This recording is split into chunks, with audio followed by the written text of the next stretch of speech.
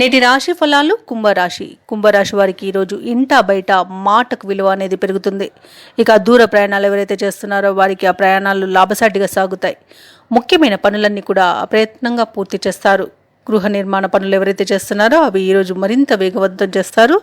వ్యాపారస్తులు ఎవరైతే ఉన్నారో వ్యాపారాలలో ఆశించిన పురోగతిని సాధిస్తారు. ఉద్యోగస్తులకు అదనపు బాధ్యతలు ఉన్నప్పటికీ వాటిని విజయవంతంగా పూర్తి చేయగలుగుతారు. ఇక ఈరోజు కుంభరాశి వారికి అన్నింట అనుకూలమైన ఫలితాలే గోచరిస్తున్నాయి.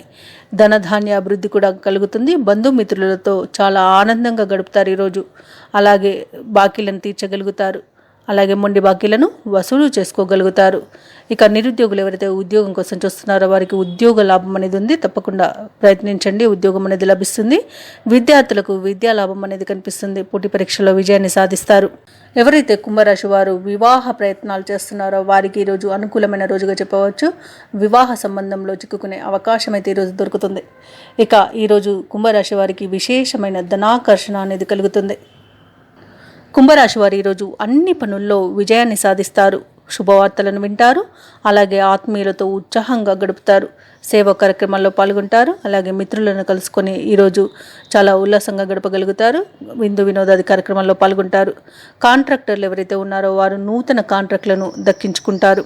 వ్యాపార వాణిజ్యవేత్తలు ఎవరైతే ఉన్నారో వారు వ్యాపారాలలో లాభాలను దక్కించుకుంటారు. ప్రభుత్వ ఉద్యోగస్తులు ఎవరైతే ఉన్నారో వారికి మంచి హోదాలు అనేవి వస్తాయి. పారిశ్రామిక రాజకీయ వర్గాల వారికి వారి యొక్క అంచనాలు నిజమవుతాయి. శుభవార్తలను అందుకుంటారు. విద్యార్థులకు సాంకేతిక విద్యా అవకాశాలను లభిస్తాయి. ముఖ్యంగా కుంభరాశిలోని మహిళలకి కుటుంబంలో ఆదరణ అనేది లభిస్తుంది. అలాగే తండ్రి తరపున ఆస్తి లాభ సూచనలు కనిపిస్తున్నవి.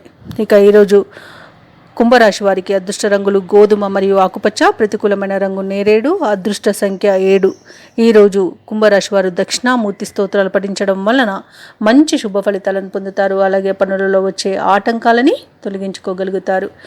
ఈ వీడియో నచ్చినట్లయితే లైక్ చేయండి, షేర్ చేయండి, అలాగే సబ్స్క్రైబ్ చేయడం అస్సలు మర్చిపోవద్దు. అంతా శుభమే జరుగుతుంది.